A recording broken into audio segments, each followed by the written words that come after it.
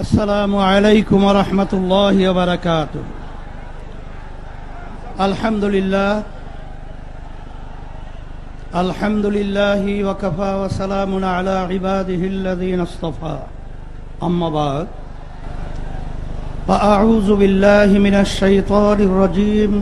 بسم الله الرحمن الرحيم. ظهر الفساد في البر والبحر بما كسبت أيدي الناس.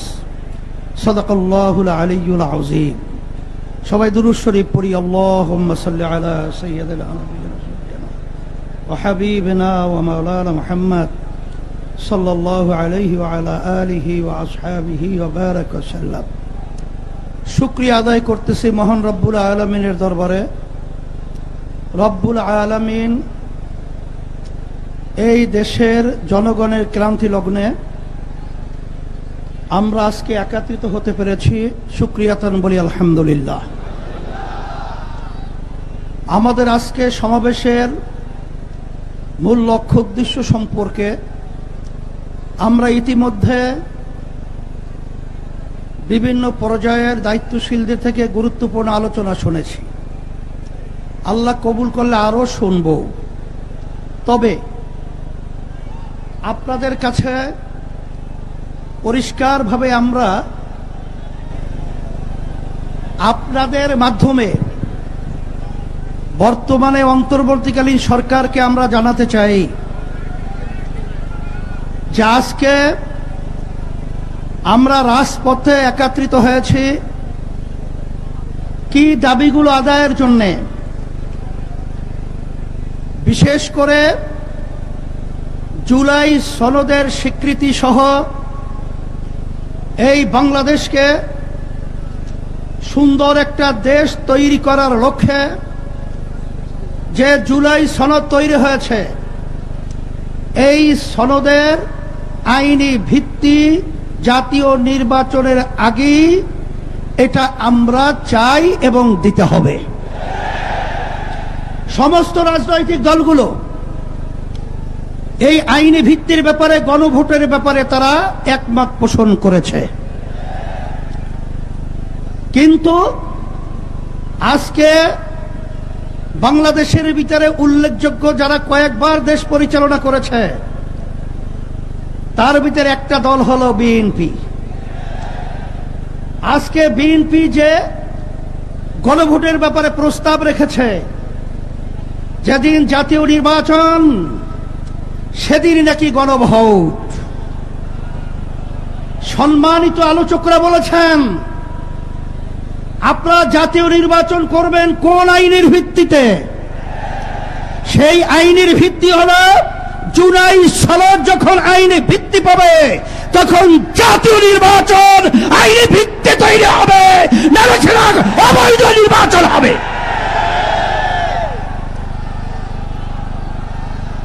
আজকে আমরা দেখেছি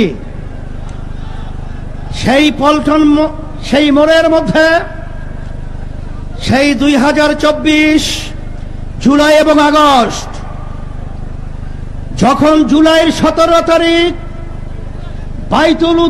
বাইতুল মুকাররমের উত্তর গেটে আমি তখন বলেছিলাম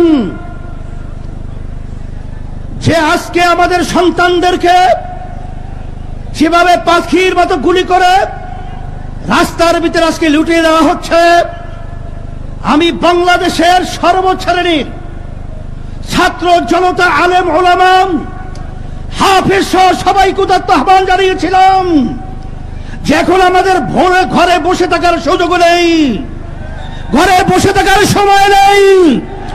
আমরা আজকে রাস্তায় আসবো, ফ্যাসিস্টকে উৎখাত করব, বাংলার জমিন থেকে কাঁটাতারের উপরে নিক্ষেপ করব।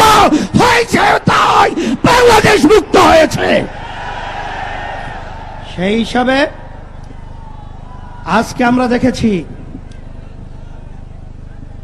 দুই শ্রেণীর মানুষ এখন দুই মেরুতে অবস্থান করছে।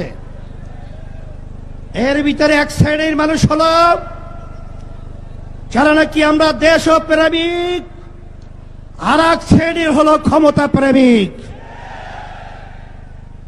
ফ্যাসিস্ট আওয়ামী লীগ সরকার তারা দেশ প্রেমিক ছিল না, তারা ছিল ক্ষমতা প্রেমিক। তারা কিন্তু এক পর্যায়ে আমাদের বাংলাদেশ থেকে পালিয়ে কাঁটাতার পার হয়ে ভারতে অবস্থান করছে। নব্য যারা ফ্যাসিস্ট হওয়ার চিন্তা করছেন, যারা গণভোট নিয়ে নির্বাচনের আগে দেওয়ার ব্যাপারে তালবাহানা করছেন, আমি তাদেরকে উদ্দেশ্য করে বলতে চাই, আজকে বাংলাদেশের ছাত্র জনতা, সর্বশ্রেণীর মানুষ আজকে জুলাই ভিত্তিক আইনি সর্বপ্রথম চায়, তারপর জাতীয় নির্বাচন চায়। কিন্তু আপনারা যদি এই জুলাই সনদ আইনি ভিত্তি দেওয়ার ব্যাপারে দড়িবসু করে থাকেন, আমাদের বাংলাদেশের 3 দিকে ভারতের কাঁটাতারের বেড়া, কিন্তু আপনারা পালাবেন কোথায়? আপনাদের জন্য অপেক্ষা করছেন সেই দক্ষিণে বঙ্গোপসাগর। এছাড়া কিন্তু আপনাদের পালাবার কোথাও জায়গা নেই। সেই হিসাবে সকলকে আহ্বান জানাবো, ভালো করে বুঝে নেন, জেনে নেন, অন্তর্বর্তীকালীন সরকারকে আমি অনুরোধ করছি, আমরা অনুরোধ করছি যে আপনারা যখন আমেরিকায় গেছিলেন তখন 3টা উল্লেখযোগ্য দলকে সাথে নিয়ে গেছিলেন, জামাত ইসলামী বাংলাদেশ, বিএনপি, এনসিপি। কথা ঠিক কিনা? তা আপনারা জাতীয় নির্বাচনের আগে গণভোট দিতে আপনারা কোন প্রক্রিয়া, কোন হিসাব লাগবে, অঙ্ক শিখাতে হবে। আজকে এনসিপিও চায় যে গণভোট আগে হবে, তারপর জাতীয় নির্বাচন হবে। জামাত ইসলামও চায় আগে গণভোট হবে, তারপর জাতীয় নির্বাচন হবে। শুধু একটা দল বিএনপি, তারা ভোট চায় কখন? জাতীয় নির্বাচনের দিন। বাংলাদেশের মানুষ বুঝে গেছে আপনাদের উদ্দেশ্য ভালো না। যদি আপনাদের উদ্দেশ্য ভালোই হয়ে থাকে, যেখানে আইনি ভিত্তির ব্যাপারে একমত আপনারা পোষণ করেছেন, সেখানে গণভোটে এত গড়িমসি কেন? এটা জাতির কাছে পরিষ্কার হয়ে গেছে। আমরা অন্তর্বর্তী সরকারকে বলবো, আমরা শান্তিপ্রিয়, বারবার রাস্তায় রোদ্রে আমাদেরকে পোড়াচ্ছেন, আপনারা পুড়িয়েছেন, আর কত রাস্তায় নামতে হবে? এরপরে পরামর্শ ভিত্তিক আমরা বাংলাদেশের সর্বস্তরের মানুষদের নিয়ে এমন কর্মসূচি ঘোষণা করব, আপনি গণভোট জাতীয় নির্বাচনের আগে দিতে বাধ্য হবেন, বাস্তব দাবি মানতে বাধ্য হবেন ইনশাআল্লাহ। সেই দিক থেকে আমাদেরকে ও পথে আপনারা হাঁটাবেন না, আমরা ও পথে হাঁটতে চাই না।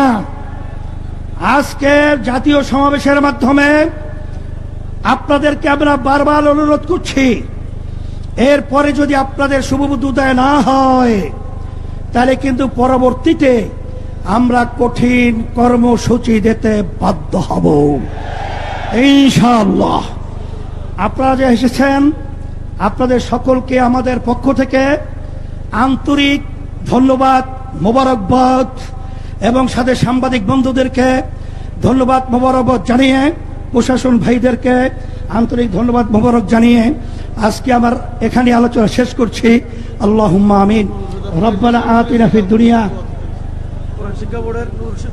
ইন্না লিল্লাহি ওয়া ইন্না ইলাইহি রাজিউন। আমাদের কোরআন শিক্ষা বোর্ডের নুরুল ফয়দি সাহেব হুজুর ইন্তেকাল করছেন, আল্লাহ তাকে জান্নাতের আল্লাহ বাসিন্দা হিসেবে কবুল করে। ইসলামী আন্দোলন বাংলাদেশ প্রেসিডেন্ট সদস্য, ইন্না লিল্লাহি ওয়া ইন্না ইলাইহি রাজিউন।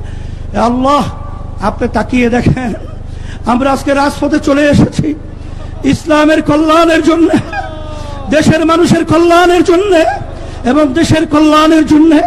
আপনি আমাদের ফরিয়াদকে আপনি কবুল করে নেন। আল্লাহ, যারা ফ্যাসিস্ট চরিত্র রয়েছে, যারা ক্ষমতা প্রেমিক রয়েছেন, যারা আমাদের দেশে টাকা বিদেশে পাচার করে, চাঁদাবাজি করে, টেন্ডারবাজি করে, আল্লাহ ওদেরকে আপনার শুভবুদ্ধি দান করেন, নাহলে ধ্বংস করে দেন, ধ্বংস করে দেন, ধ্বংস করে দেন। সুবহানা রাব্বিকা রাব্বিল ইজ্জাতি আম্মা ইয়াসিফুন ওয়া সালামুন আলাল মুরসালিন। আল্লাহ ফজল সাহেব হুজুরকে কবরকে বেহেশতের বাগান বানায় দেন বিরহমাতিকা ইয়া আরহামার রাহিম।